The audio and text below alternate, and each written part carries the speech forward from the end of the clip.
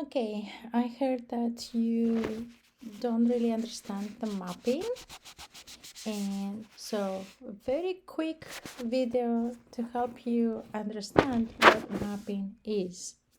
I will use the reading we have already done, so it is familiar to you. We said that when we read, we need to try to save our energy and time. So as soon as we have done our mapping, our skimming, right? And we know that we found the main idea. So we said before that the main idea was the first sentence here, okay? Then we go to scanning. We try to understand the details.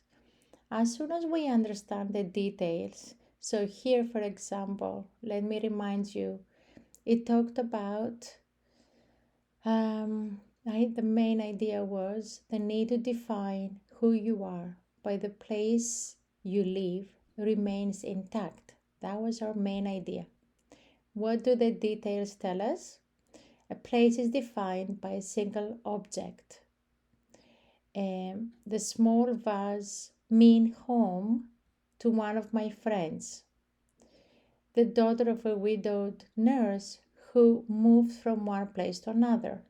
The Bushmen in Africa build no walls when they come.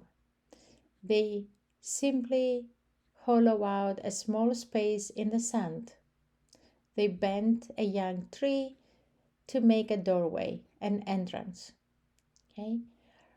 In Manila, we have the watchman guard reads against the poor. Right? So as soon as I understand the details of a paragraph, and now of course I went fast, for you, you would have to go a little bit slower. You will have to make you have to write here a little phrase to remind you later what the paragraph is about.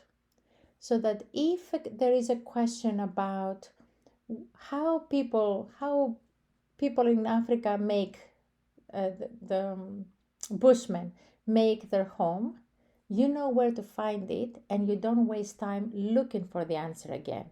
Okay, so what you need to do, see if I can, I can't type now here, but what you would do, you would write here on the margin of the book a little phrase that reminds you what the paragraph was about. So this paragraph is about what is home for different people. Okay. The second paragraph, the main idea was I realized few things make a home when I took my 7-year-old daughter on her first sea voyage, right? We said this was the main idea. Then we read the details. Again, I only read subject, verb, object. The ship crowded with over 1,000 students. They were bunked below. Troops had slept, while Kathy and I shared one cabin with 6 other members of the staff. Kathy climbed into her berth, opened packages that had been given to her as presents, and arranged them in a circle around her. Then she leaned over the side of the berth and said, "Now I'm ready to see the ship." So, what is this paragraph about? The first trip that the writer took with her daughter. Okay? So I would write a little phrase here to say, first trip with daughter, how the daughter made the ship home. Right?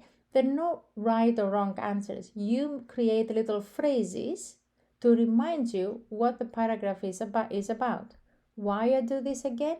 Because when I'm in the exercises and I'm looking for the main ideas or I'm looking to answer multiple choice, I'm not, and remember, later you'll have pages and pages of reading.